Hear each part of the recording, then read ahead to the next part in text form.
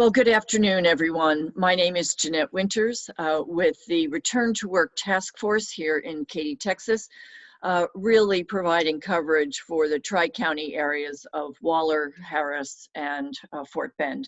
So we're delighted to have all of you with us, and for those of you who are listening now or will listen later. It really is a real honor for me today to introduce our speaker, Steve Thomason. Steve is with the outbre in Georgetown, Texas, and he's going to be speaking today about a very important issue, which is one of mental health during COVID. And we've asked Steve to take us through what's happening and how we can help our community and our neighbors, our family, and I know he is eager to take questions as we go along life's way. So either feel free to drop them in the Q&A, the chat. I will be monitoring both of those for him, or just unmute yourself and then shout out. He has agreed to take questions as we go. So Steve, with that, I will turn it over to you, and we really appreciate your willingness to be with us today. Oh, thank you, Jeanette. I'm happy to be here. And just one correction there. I'm not with the outbre. I'm with a company called Altaloma, Altaloma Transformational Services. We are a dual diagnosis program that is designed for people that have comorbid issues, psychiatric and substance abuse issues, substance abuse and psychiatric dual diagnosis. Our specialty, if you will, or niche is schizophrenia, bipolar 1 and 2, schizoaffective disorder, and substance abuse, some of the higher acuities. But to Jeanette's defense, I was with the outbre at one point in my career. So this is our ranch location for Altaloma in Georgetown, Texas. It's our primary level of care.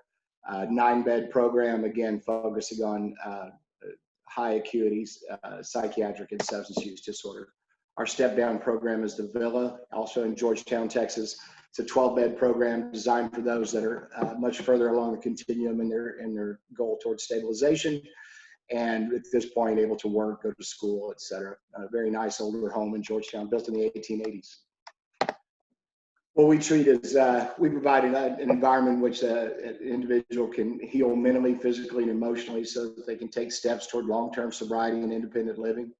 We treat a variety of co-occurring mental health disorders, including depression, bipolar 1 and 2, anxiety, schizophrenia, schizoaffective disorder, all of these comorbid with substance use disorder. And the website, very simple, altaloma.com. Okay, on to the point of this discussion today is natural disasters and adverse psychosocial outcomes. It's pretty much logical and obvious that the relationship between disasters, natural and or man-made, and trauma and adverse psychosocial outcomes has been established in recent years. And with just in the last decade, with things like Katrina and 9/11, there's been a lot of data coming from those situations. The current pandemic of COVID-19 is no exception. And in fact, it's expected, not just in anticipation, that there will be and there are increases in negative mental health outcomes, including PTSD, anxiety, depression, and substance abuse, and they are ensuing currently. This is an interesting point. Stress during an infectious disease outbreak can sometimes cause the following. Stress is almost always involved with the onset of these things we're getting ready to talk about. It's generally just a universal truth, if you will, that stress is involved with this. But right now, the amount of stress that's coming from the COVID-19 pandemic, fear and worry about your own health and health of your loved ones, your financial situation or job, or loss of support services you rely on. Result changes in sleep and eating patterns, difficulty sleeping or concentrating, worsening of chronic health problems, and the key, worsening of mental health conditions, and increased use of tobacco and or alcohol and other substances.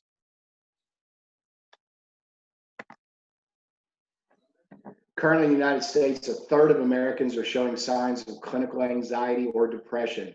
This is different than someone saying they're feeling a little anxious. We're talking clinical anxiety, depression. And the Census Bureau data is that the most definitive and alarming sign yet of the psychological toll exacted by the coronavirus pandemic. When asked questions normally used to screen patients for mental health problems, 24% showed clinically significant symptoms of major depressive disorder, and 30% showed symptoms of generalized anxiety disorder. Then the question is it normal for this many Americans to feel depressed? And the answer is no. The data from the Census Bureau shows a massive shift from before the COVID pandemic. This next slide I'm going to show y'all is shows a graph displaying how Americans responded to the question, how often have you been bothered by feeling down, depressed, or hopeless? The answers on the graph here, before the pandemic, 25% of individuals, of adults in the United States experienced a depressed mood. And you look at the color coding, 17% showing that, several days, a month, over a couple month period, or two, I'm sorry, it was over a 2-week period in 2014, over a 2-week period. So normal, I guess we could say, would be 17%. Currently, 30% are saying several days a week are they feeling down, depressed, and feelings of hopelessness. If you look at the numbers still on the current numbers, May 7th through the 12th of 2020, 10% of the individuals are saying they're having these feelings, depressed mood every day. Another 10% are showing nearly half of the days of the week feeling a depressed mood, hopelessness, etc. So all in all, 50% from this survey are showing major depressive disorder, depressed mood, feelings of hopelessness, and obviously related to COVID-19. Where the normal window that was taken back in 2014, it was 25%. So that number's doubled in this one quick little study. Isolation. Isolation is known to cause psychosocial problems, especially for those recognized as vulnerable. Right now, one of the main ways we're combating COVID-19 is through isolation, social distancing, staying away from others. It is a major contribution. Let me go back on that one real quick. And isolation and how it contributes to substance use disorder and mental health disorders. So frustration and boredom, confinement, loss of usual routine, and reduced social and physical contact with others were frequently shown to cause boredom, frustration, and a sense of isolation from the rest of the world. This is, stating the obvious. Major increases in alcohol sales. In the week ending on March 21st, sales on alcoholic beverages did spike by 55%, according to market research from Nielsen. Increases in overdoses. Suspected overdoses nationally, not all of them fatal, jumped 18% in March compared with last year, 29% in April, and 42% in May. According to the Overdose Detection Mapping Application Program, a federal initiative that collects data from ambulance teams, hospitals, and police. In some jurisdictions, in Milwaukee County, overdoses increased by more than 50%. Isolation and drug overdose. Social distancing and stay-at-home orders are forcing people to isolate at home. This leaves people taking drugs alone and making it far less likely that there will be someone there to call 911 or administer overdose reversal drugs. Just in my organization at Altaloma, during COVID pandemic, we've seen a 50% increase in inquiry calls seeking mental health and or substance abuse treatment.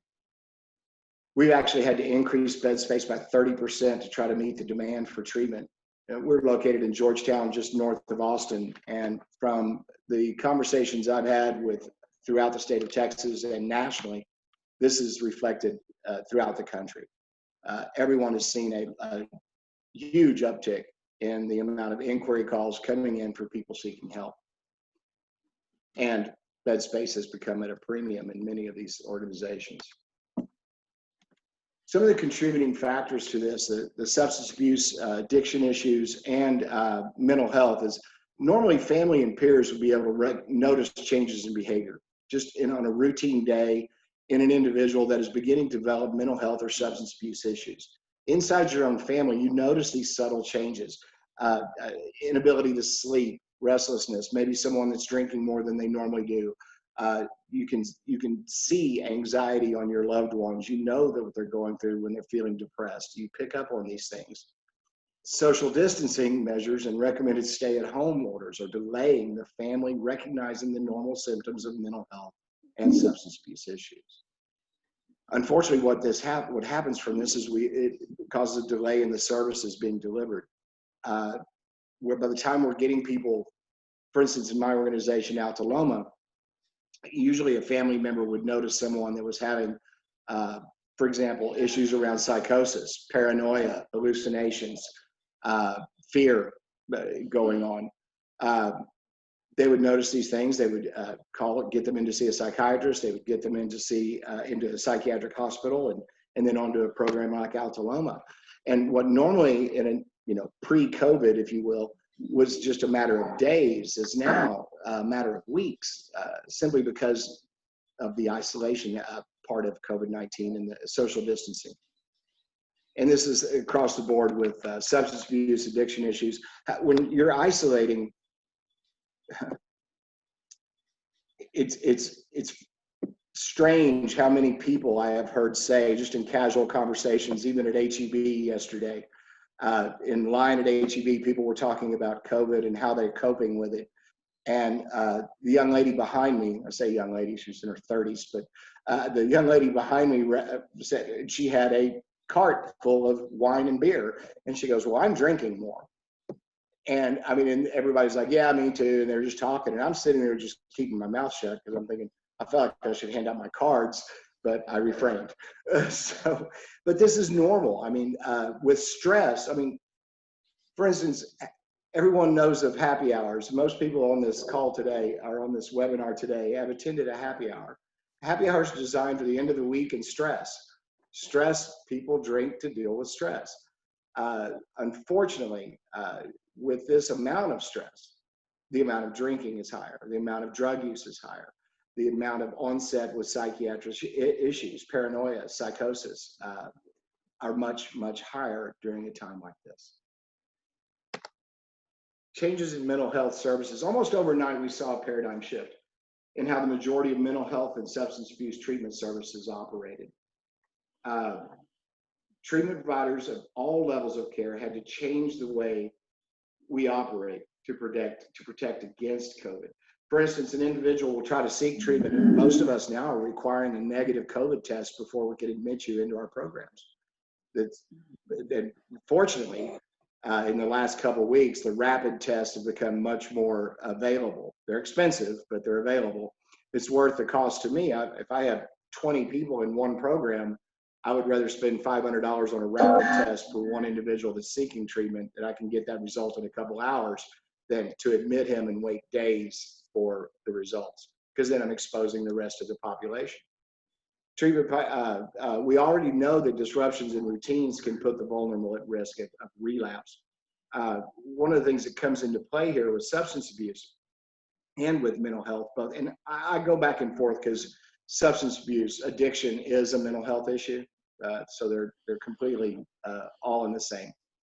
But the normal treatment, the primary avenue for continuing care for addiction is a group called Alcoholics Anonymous, or Cocaine Anonymous, or Narcotics Anonymous. These are anonymous programs throughout the United States, throughout the world, that are not available right now.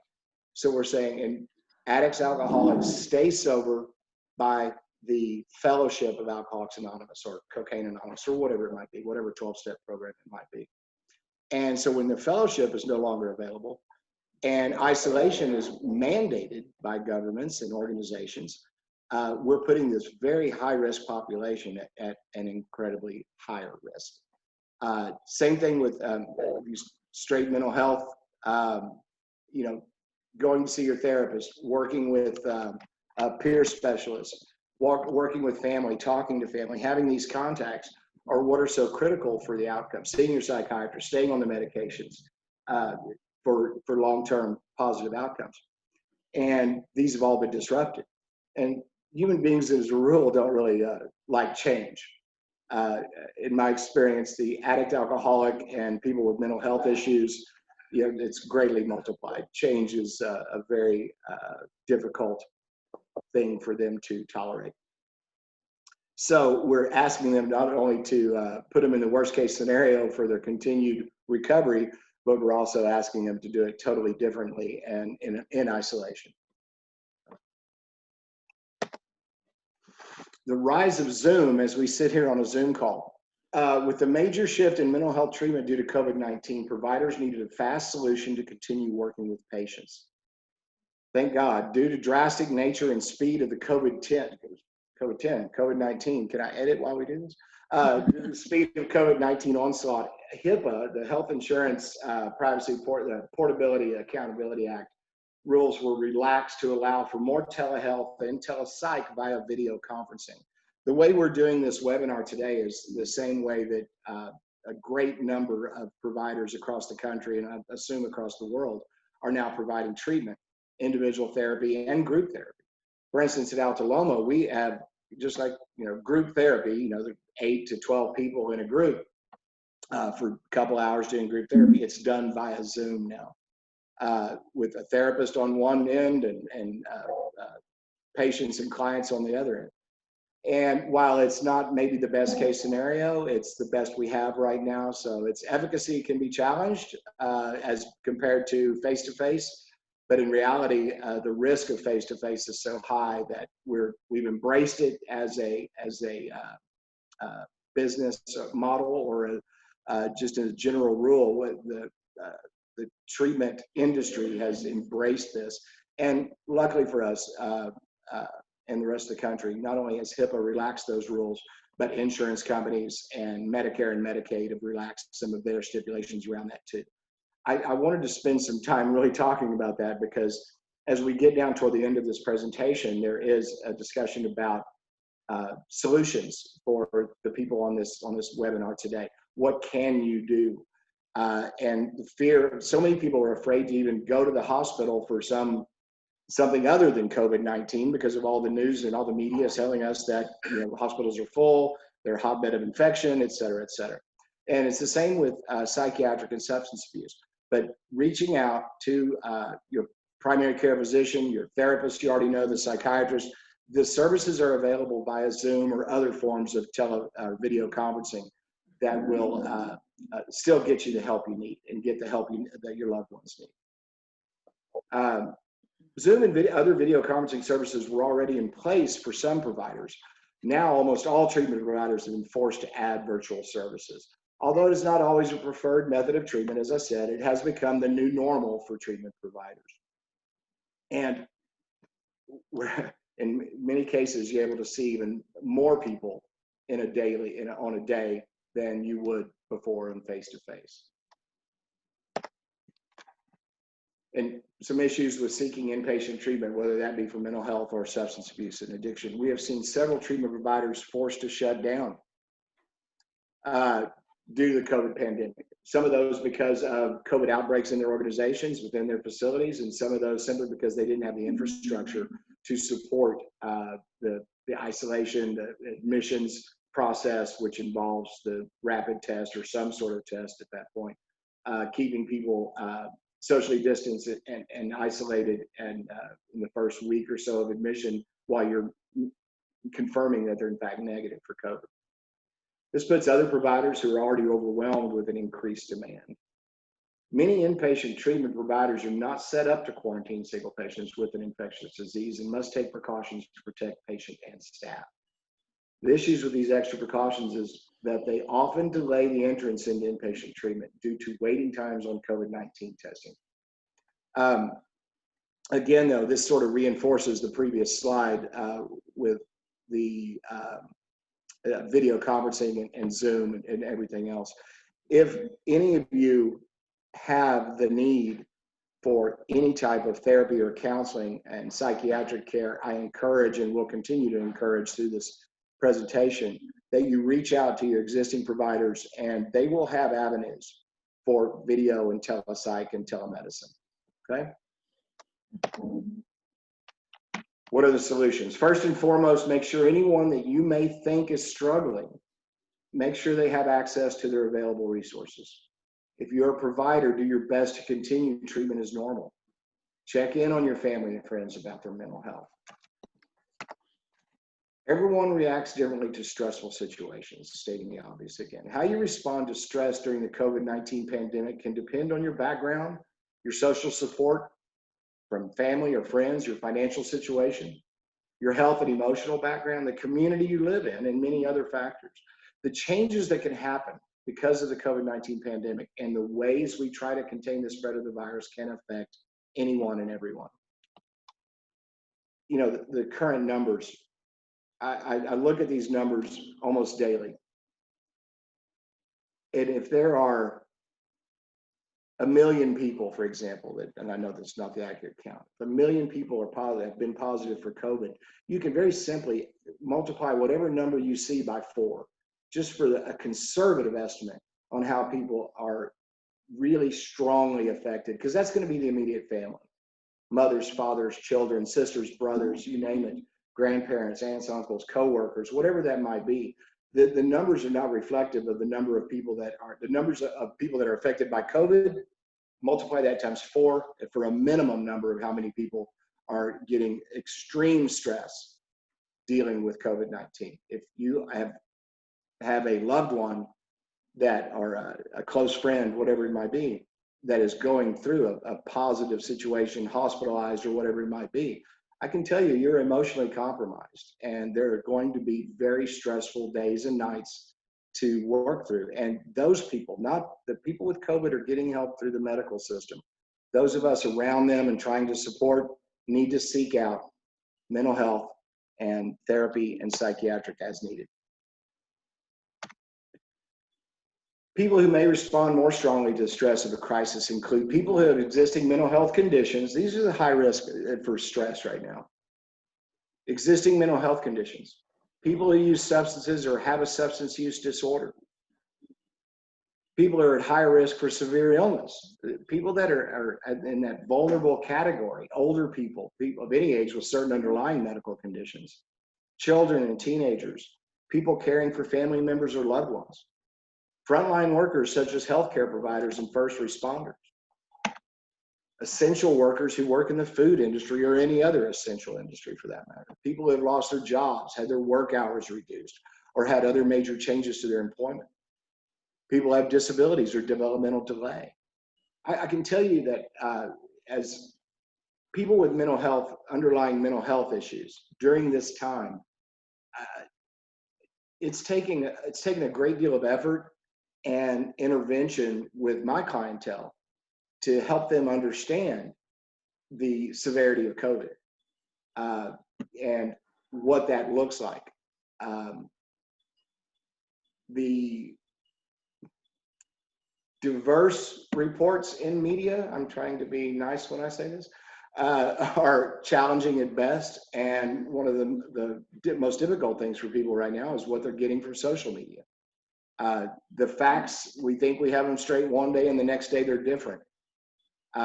Those of us that deal with this on a daily basis, most of the people on this call today have seen that last week it was these were the criteria, and this week it's brand new and or all new items to add to it as we go along. Think about those with developmental disabilities, children, elderly folks, with mental health issues. They're going to have a hard time grasping this. This family support and social support is critical during this time. Next one, people who are socially isolated from others, including people who live alone and people in rural or frontier areas, people who live in congregate group settings. The isolation that happens even though someone is in for instance, a nursing home or a memory care facility, assisted living. The information they're getting is going to be spotty at best, just like the rest of us, and trying to keep up with it. So it's going to be very challenging. Take care of yourself and your community.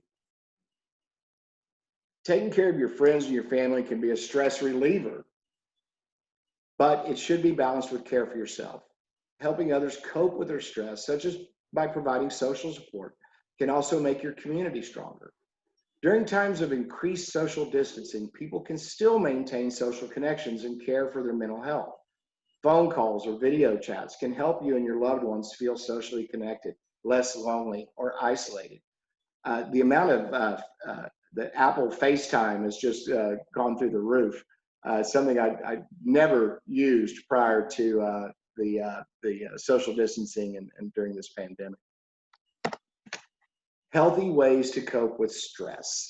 Know what to do if you are sick and are concerned about COVID-19. Contact a health professional before you start any self-treatment for COVID-19. Know where and how to get treatment and other support services and resources, including counseling or therapy, in person as through telehealth services. Take care of your emotional health. Taking care of your emotional health will help you think clearly and react to the urgent needs to protect yourself and your family. I bolded this and enlarged it for a reason. Take breaks from watching, reading, or listening to news stories, including those on social media. Hearing about the pandemic repeatedly can be upsetting. The number of households in this country that just have the television on all the time as a background, and more often than not on one of the news stations of their preference.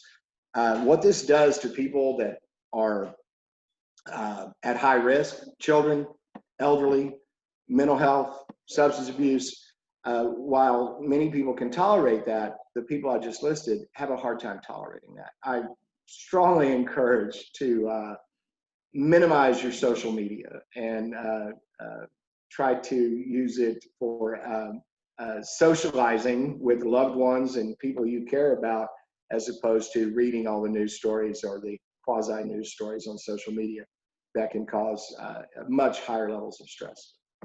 Take care of your body. Take deep breaths, stretch, or meditate, or do all three: deep breath, stretch, and meditate.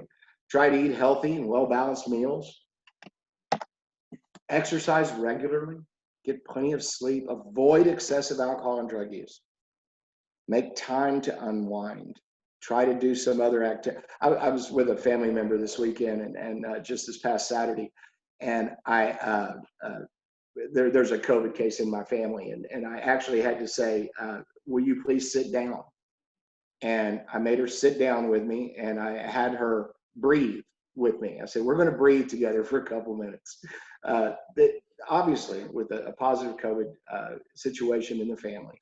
And this individual was extremely stressed, high levels of stress, which can morph into anxiety, and just needed to take a quick minute. It was less than 2 minutes that we just breathed, and she was fine.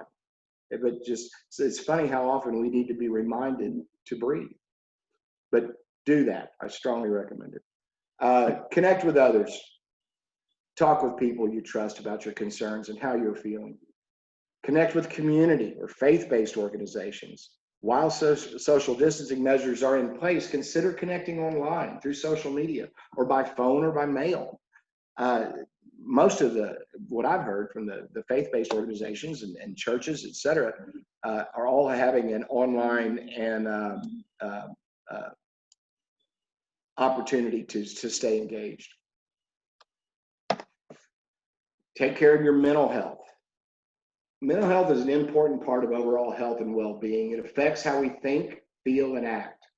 It may also affect how we handle stress. Not may, it will affect how we handle stress, relate to others, and make choices during an emergency.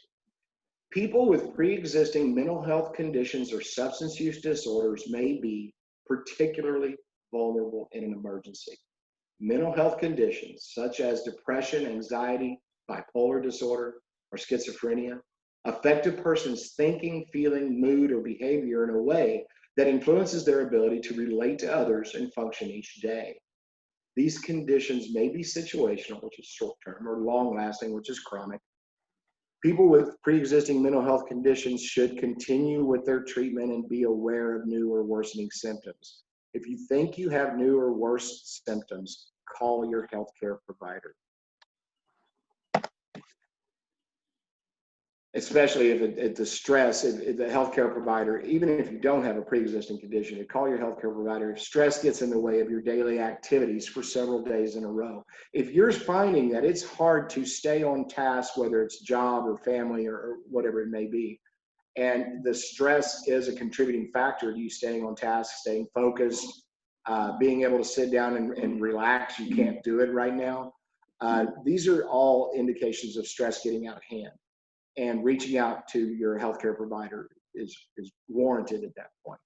Anytime it interferes with daily activities, daily functioning for more than just a day or two, it's time to reach out. And this is going on a lot. Free and confidential resources can help you or a loved one connect with skilled, trained counselor in your area.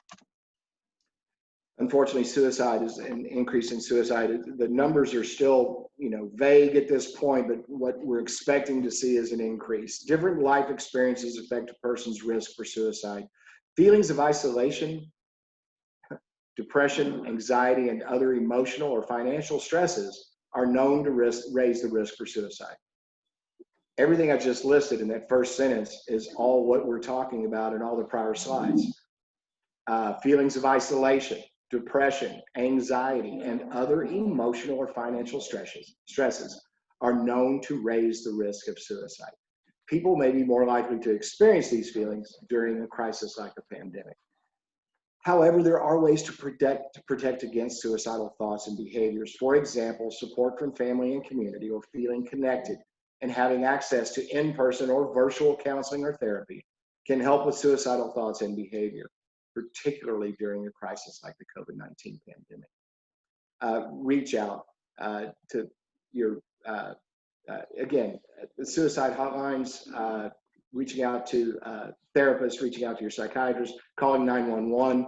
These are all warranted and strongly encouraged. For help in an immediate crisis, here's some resources for help, and obviously call 911.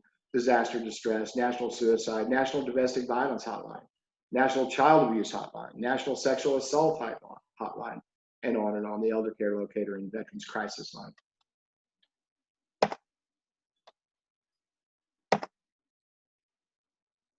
Also, it's seeking treatment for substance abuse disorder and/or mental health. SAMHSA's National Helpline and fighting treatment at samhsa.gov. I'm going to leave it up on that screen, especially since it's the last screen. But I wanted to leave that up there with those phone numbers and those websites for anyone that might want to write those down. And Steve, we do post the presentation on the Return to Workforce landing page. And so this presentation will be available to anyone who's interested. So they should be able to look at and get these phone numbers afterwards. Very good. So Steve, we've got a bunch of good questions here, and not to interrupt your flow, but let me ask you a couple of them before you conclude here. When is it serious enough to seek help? How does one know when help is needed? For an individual, if I was to answer that question, there's two ways to answer that question. First of all, for an individual, it's asking for themselves. Intrusive thoughts, inability to carry on activities of daily living, your normal routines. If you feel like, anxiety oftentimes looks like an individual can't sit still. They can't stay on task. They can't follow through, even if that's around the house doing housework. It's as simple as I was starting to do laundry, and now I'm cleaning the kitchen, and now I'm outside working in the yard, and none of those things are complete, and I'm just bouncing from one to another. Those are good indications for the individual, and the main thing being the intrusive thoughts and the obsessive thoughts about the doom and gloom of the pandemic. Those are causing sleeplessness, causing an increase in alcohol or drug consumption, causing a decrease and or an increase in food consumption. binge eating, restricting, these kind of things related to stress are all manifesting at this point. From the perspective of a family member, if I'm wondering about a family member, if I see my loved one that is acting differently than they normally do, if their sleep patterns change, if their eating patterns change, if their drinking or drugging patterns change, you're looking for these sometimes subtle, sometimes dramatic changes in what you would consider normal for your loved one. And then you ask them about it, talk to them about it, and seek help. Very helpful. Our next question is on isolation. There's limited ways that we can help right now while maintaining social distancing. Do you have any suggestions on ways to mitigate feelings of isolation? You know, what we're doing right now is Zoom calls are so simple. Most people have FaceTime. I guess that's just an Apple product. I'm not sure, but I'm sure that the Androids have something similar. But having these, reaching out and talking with people, calling people more. You know, the younger generation kind of lost touch with how to call. They're more into texting, but just having a conversation with someone and sharing your feelings about what this pandemic, how it's affecting you. Just talking about things. More often than not, things that are bouncing around in our head get bigger and bigger and worse and worse. And once we start talking about it, so good news for everyone, our grandmothers were correct, is you'll feel better if you just talk about it, honey. So grandma was right. Talk to someone about how you're feeling. A loved one, a coworker, a friend, a family member. Talk about how you're feeling and how it's impacting you. And if you can't do that, email, call, FaceTime, all of these. Okay. Many of the folks that are on this call are part of our business community. And someone asks the question, at work, when is it the right time to intervene? And what should that look like without being intrusive into someone's personal situation? It's a fine line and it's a difficult question. And I think how I would have answered that question 6 months ago is different than it is now. Because of the pandemic and because of COVID-19. I think that time is sooner and it's a more malleable subject than it has been in the past. More people are talking and open about how they're feeling and how they're doing and what's going on, and going to an employee and saying, "Are you okay? How are you doing right now?" is more welcomed probably than it ever has been. The last time I remember people being so open with their feelings like this was during immediately following 9/11. There was a lot of discussion throughout the country about that, and people would say, "How are you? How are you holding up?" And just having that conversation. If you see something out of your employees or coworkers, if you see something out of the norm, just like we were talking about earlier, if you see something out of the norm, that the behavior is a little bit different, just say, "I want to check in. Are you okay? Do you need anything?" And more often than not, you're going to get an open dialogue. So along those lines of work, many companies have employee assistance programs, the EAPs, where you call a 1-800 number and you're provided assistance. And someone asks, does or will my employer be informed that I have made an inquiry? No. The employers will get a number of inquiries. They'll get a report on how many people are using the service, but it's completely anonymous. In employee assistance programs, nothing gets back to the employer.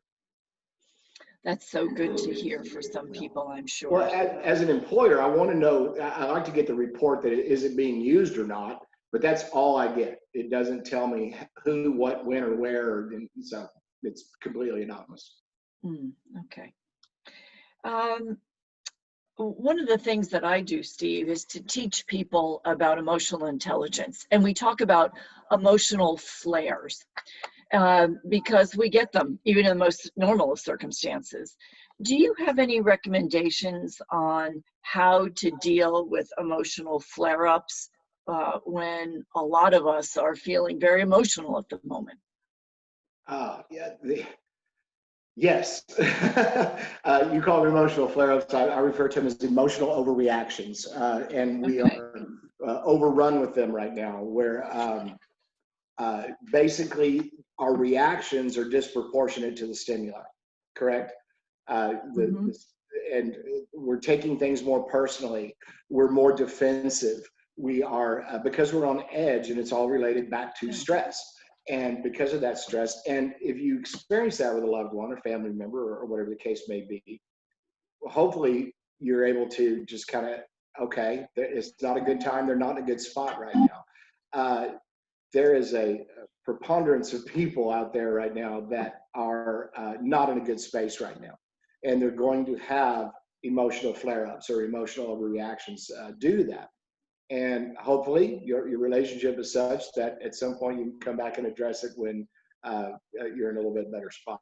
But it's hard to deal with. I've experienced quite a few of them myself, having them and being around coworkers and loved ones that are having them themselves. This amount of steady stress, which another word, pressure, the amount of steady pressure we are receiving via news, media, social media, whatever it might be, but during this pandemic, it has to come out somehow. And you think about just constant pressure on an individual, it's going to come out sideways. Try not to take it personally.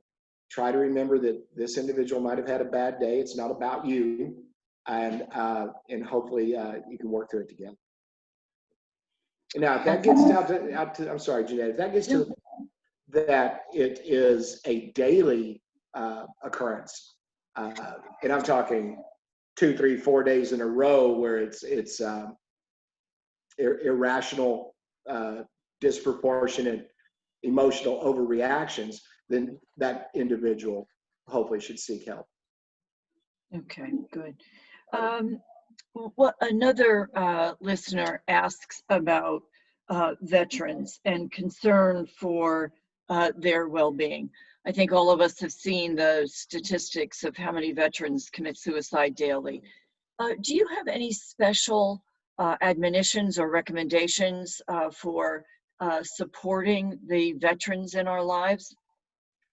From my end, it's really the veterans hotlines and the mental health hotlines that are geared directly toward that. And actually, some of the healthcare providers have some great resources for that as well. The insurance, TRICARE, et cetera. But there's a national suicide hotline. There's a national veterans hotline as well. The PTSD being one of the post-traumatic stress disorder, being a huge part affiliated with veterans. And during a crisis like this, again, back to the pressure and the stress that comes from it, it does see an increase or an uptick, if you will, in mental health or suicidality, which was suicide ideation, not actually follow through, if you will, but then suicide increase as well. So there's resources, and reaching out to the mental health professionals is strongly encouraged. Thank you on that one. Capacity issues. You talked about that you've had to increase your number of beds by 30%.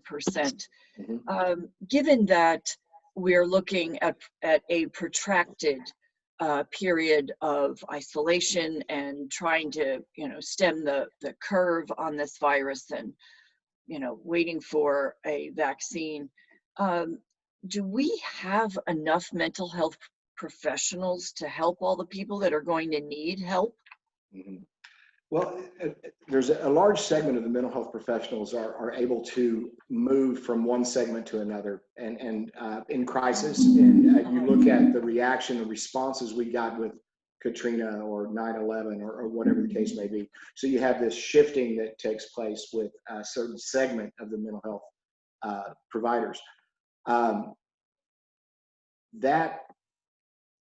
it is going to be long-term. It is going to be protracted. One thing that I was always one, and just for the purposes of full disclosure, I was never a big fan of telepsychiatry or telehealth or teletherapy or video conferencing for therapy until it was the only option we had.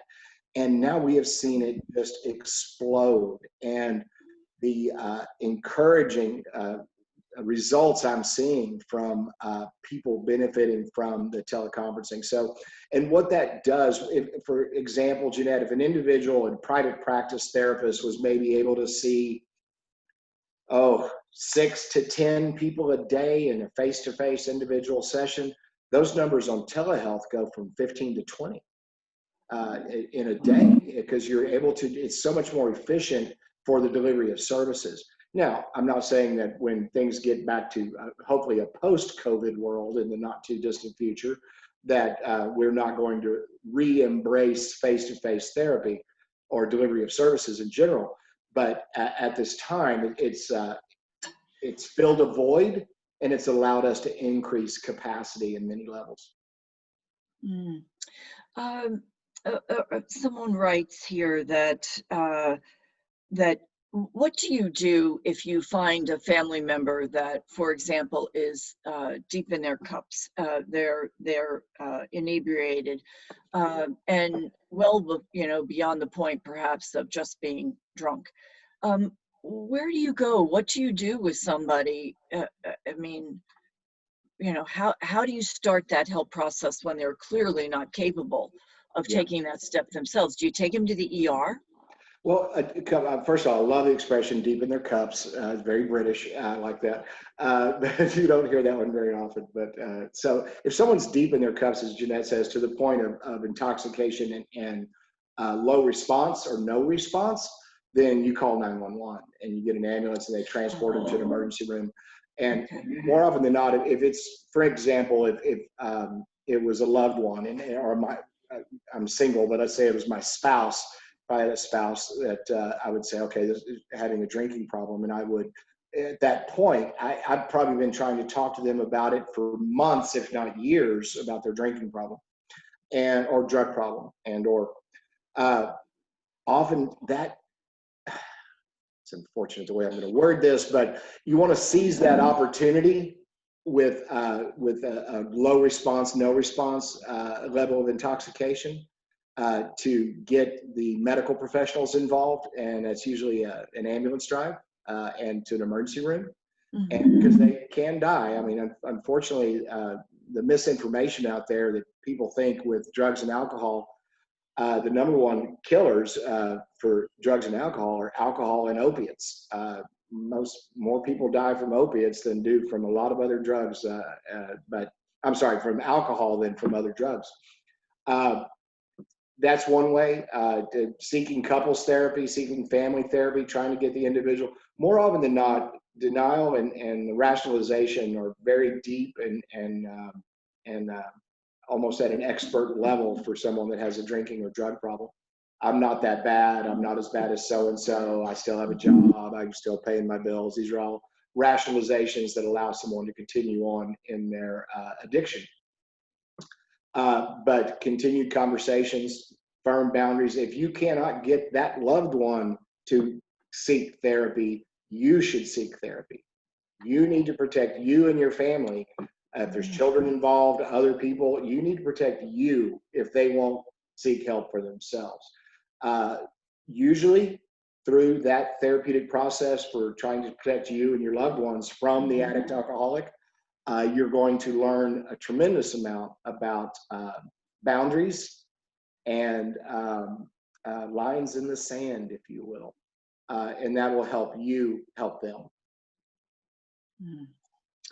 Boy, this is all big stuff, isn't it? Yes, it is. Yes, it is. Now, all of this stuff has been around. Obviously, the things we're talking about have been around since the dawn of time.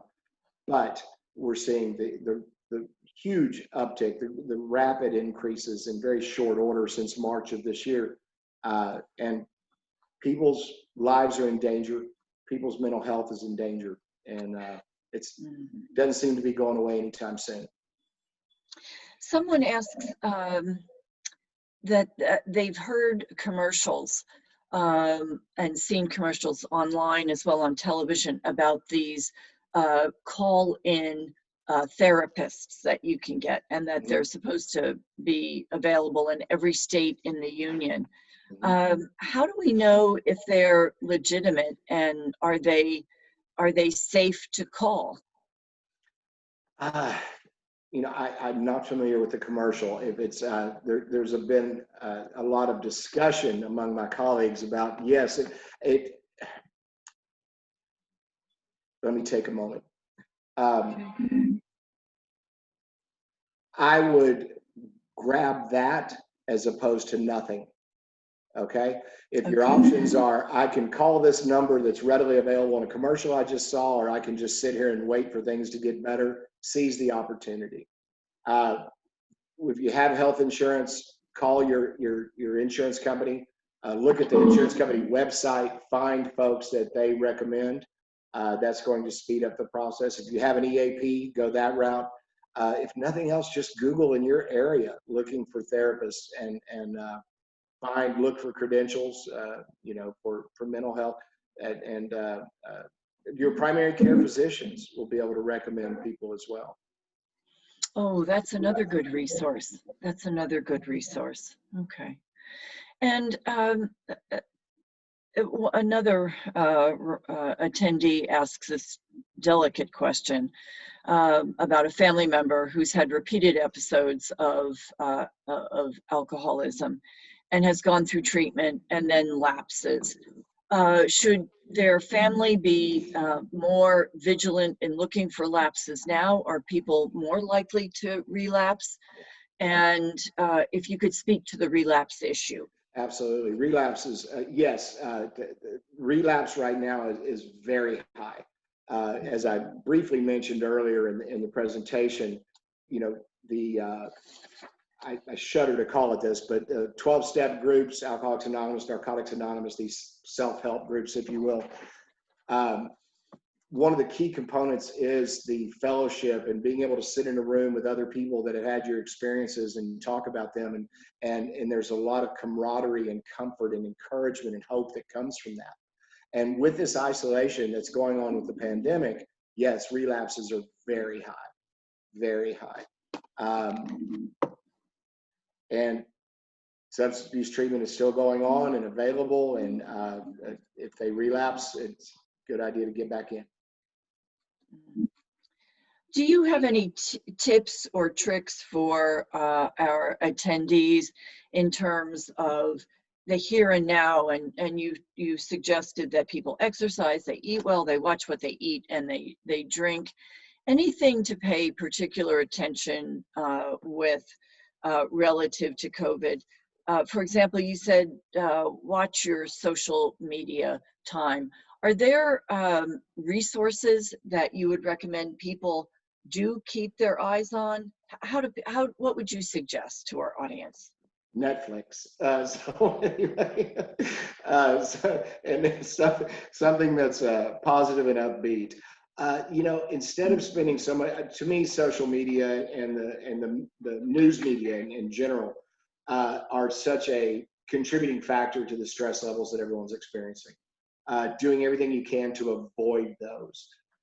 Get back involved with hobbies you used to do and haven't had time to do in the past. As long as that hobby isn't drinking and drugging, that would be good to take back up.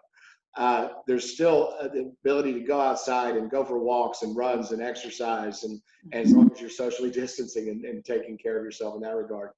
And I think it just goes without saying, but I'll say it anyway. My God, people, wear a mask. It's not going to hurt anything. Okay. I would just as soon, I would rather err on the side of doing everything I can right now as opposed to not. Yeah, Jeanette, I think more than anything, it's just try to stay off of or maybe you can't stay off or get off the news or social media completely, but be vigilant. How easily as human beings we can be sucked into negative or positive emotions. And if you find yourself sitting in front of it doesn't matter what news channel it is anymore on the national news.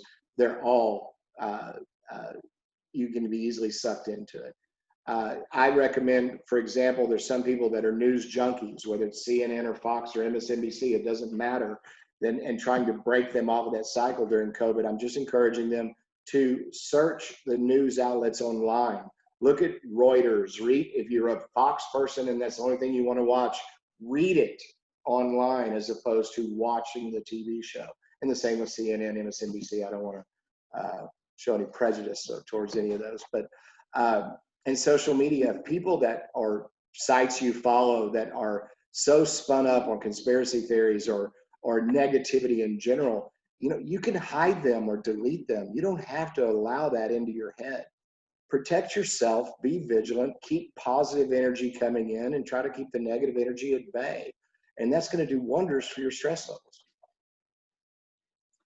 Wow. Well, that is just so helpful, Steve. Thank you so much.